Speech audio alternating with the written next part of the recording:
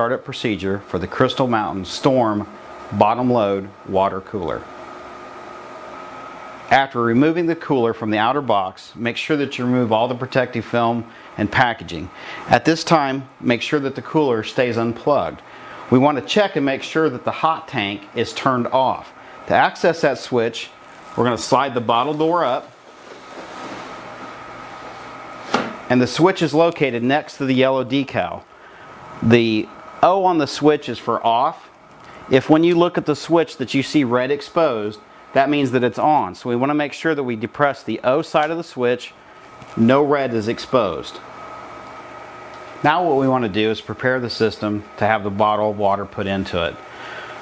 Normally you'd want to wear sanitary gloves, but if we don't have those, just be careful not to touch anything that's going to be inserted down into the bottle of water itself. You want to take a couple paper towels, wipe the top of the bottle off, make sure it's good and clean. Then we're going to go ahead and peel off the cap of the bottle itself, and you're going to discard. We're going to reach in up underneath the cooler and pull out the bottle adapter. Again, we want to make sure that we don't touch the tube that's going to be inserted into the bottle of water itself. So I'm going to tear open the bag, pull the bottle adapter out by the top, and what I want to do is take the memory out of this hose, because when it's in storage in the bag, it has a little memory built to it. So we're going to bend it over backwards so that when I insert it into the bottle, it's going to hang down straight. So I'm going to snap that on the top of the bottle itself.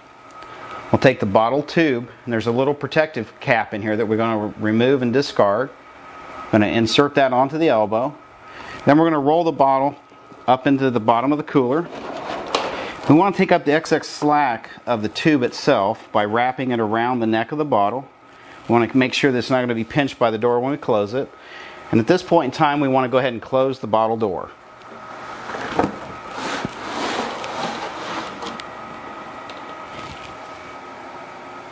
Now that we have the bottle loaded into the system and we've made sure that the hot tank is turned off, we're going to plug in the unit and then we're going to prime it with water. So let me plug in the unit.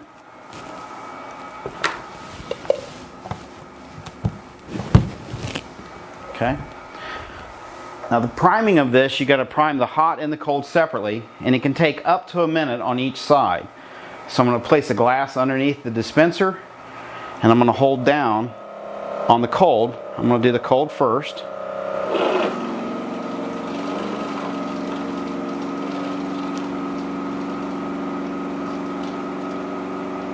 This could take a little bit. The pump's going to be a little noisier at first until it gets the water up into it. And we're going to look for a steady stream of water out of this. Then we know we've got the cold primed.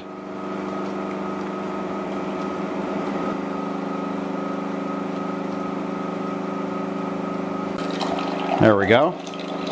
It looks good on the cold. Now we're going to repeat the process on the hot side. So I'm going to depress the hot safety switch, push the hot dispenser down. Sorry my hands are in the way, but I didn't want to walk in front of the camera.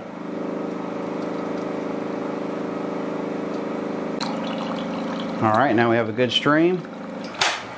And that's how you prime the system. Now that we have both the hot and cold water primed, we're going to turn on the hot tank.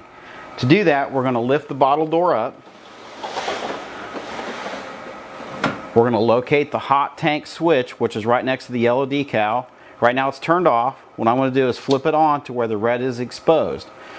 After about 15 to 20 minutes, you're going to have completely hot water. What I'm going to do is go ahead and shut the door. And that completes the startup procedure